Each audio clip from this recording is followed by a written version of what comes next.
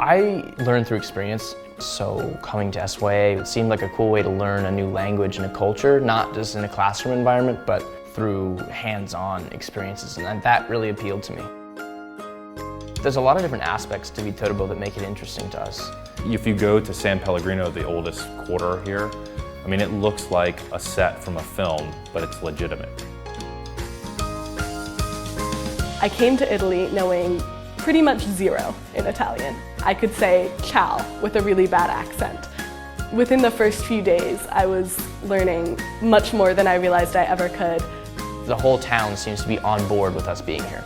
If you walk in the first week and you try to speak English, like, no, only Italian. Their interactions with us is filtered by knowing that we're not tourists and knowing that we're here to learn about the culture. If you are able to speak another language, like that opens up so many more opportunities to try and get to know people and get to know the world. And Italian, well, I'm really biased, but Italian is the most beautiful language in the world. Without the host families, it'd be really hard for them to embrace the language and the culture in the same way, because they really do get to be part of those families. They are some of the most incredible people I've ever met. They welcomed me into their home immediately. From day one, they weren't trying to hide anything from me. I just walked into their door and I was a part of the family. You kind of get a window into something that you wouldn't necessarily have if you just studied abroad without a host family, you know. All our trips are curriculum-based. We never go to a place if we have not studied it, analyzed it, understood it. Reading about the Pantheon in archaeology, and then on our following Friday trip, going to actually see the Pantheon. Like looking at the oculus above you, that's when you know that this is next level cool, you know? We worked for a weekend at an archaeological site near here, and then we worked a little bit on a Roman road. Something about touching the stones themselves, handling the tools, is a lot easier to learn from than just staring at a diagram.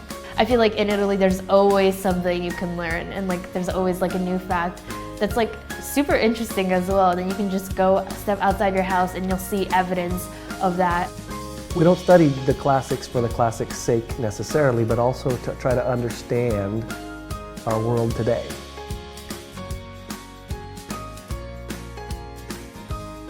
I was worried about the college application process before coming because I had seen that my older siblings in America had gone through it. It was very stressful for them, but the college counselor here is wonderful. She has everything under control. She knows exactly what she's doing, and thank goodness I got accepted into my top choice school, which is the College of William and Mary.